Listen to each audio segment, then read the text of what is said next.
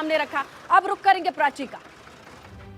बिल्कुल, देखिए किस तरीके से पश्चिम उत्तर प्रदेश में पल पल तस्वीर बदल रही है। ये लगातार हम आपको बता रहे हैं, आंकड़े क्या कह रहे हैं ये भी आपको बता रहे हैं। हमारे साथ बने हुए हैं कैबिनेट मिनिस्टर सतीश महाना जी, उनसे हम इस बात का जवाब जरूर लेंगे। देखिए सतीश महाना जी, अगर हम वेस्टर्न यूपी की बात करें तो आप यहाँ पर 2% इजाफा कर रहे हैं। अगर हम पिछले 2 अध्ययन अपने देखें, अपने सर्वे हम देखें, लेकिन समाजवादी पार्टी भी 3% की लीड लेती हुई नजर आ रही है। यानी गठबंधन अच्छी तरीके से यहाँ पर मजबूती के साथ फाइट कर रहा है आपसे। देखिए, पश्चिमी उत्तर प्रदेश बहुत महत्वपूर्ण क्षेत्र है पूरे उत्तर प्रदेश के लिहाज से।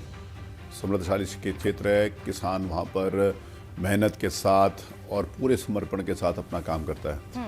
गन्ने की बेल्ट है। हम भारतीय जनता पार्टी की सरकार जब से आई तब से उनकी यील्ड भी बढ़ी और उनको जितना पैसा मिलता था उससे 1.5 गुना 2 गुना पैसा मिला। उनका रेट भी बढ़ाने का काम भारतीय जनता पार्टी की सरकार ने किया जी। उनको सम्मान देने का भी काम किया। और जो सबसे एक आतंक रहता था वहाँ पर कुछ लोगों का, जो दंगा कराते थे और दंगाइयों के साथ उनको संरक्षण देते थे, हमारी सरकार में उसको भी समाप्त करने का काम किया। अब जो समाजवादी पार्टी ने जितनी टिकट वहाँ पर दी हैं, इससे ये स्पष्ट हो गया कि ये दंगाइयों को संरक्षण देकर उनके साथ खड़े हैं जी। और इसका भी संदेश जिस समय नीचे तक पहुंच रहा है, तो उस समय तक चुनाव आते आते हमारा और प्रतिशत वोट बढ़ेगा और हम वहां पर जितनी सीटें पिछली बार हमारे पास थी, हम उससे ज्यादा सीटें से वहां पर लेकर हम चुनाव जीतेंगे।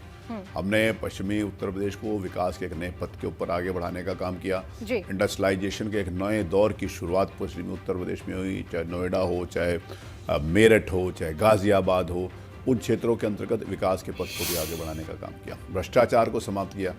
लोगों को दिन और रात में, रात के अंतर्गत पहले लाइट नहीं आती थी, जैसे मैंने कहा कि अब बत्ती 24 घंटे उपलब्ध है।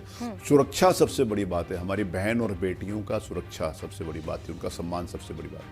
सतीश जी, तमाम मुद्दे आप गिना रहे हैं, लेकिन इतने ही हमले आप पर गठबंधन की तरफ से भी किए जा रहे हैं। मेरा सवाल ये है छोटा सा आपसे, आप कितनी बड़ी टक्कर मान रहे हैं गठबंधन को आपके सामने?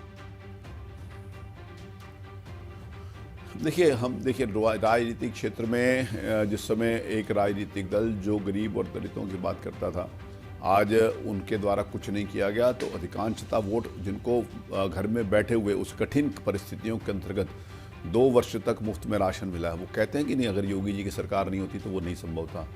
आज जिस समय वैक्सीनेशन की, कोविड के कारण पूरे देश और दुनिया जब परेशान है, तो उस समय वैक्सीनेशन की बात होती है, तो यही समाजवादी पार्टी के लोग हैं जो कहते थे कि ये बीजेपी की वैक्सीन है, इसको मत लगवाना, मर जाओगे, और पता नहीं कौन कौन सी बीमारियां बताते थे। अगर इन्होंने उस समय ये पाप और भ्रम फैलाने का ना किया होता, तो शायद जो दूसरी वेव थी, हम उस विभीषिका को कम कर सकते थे।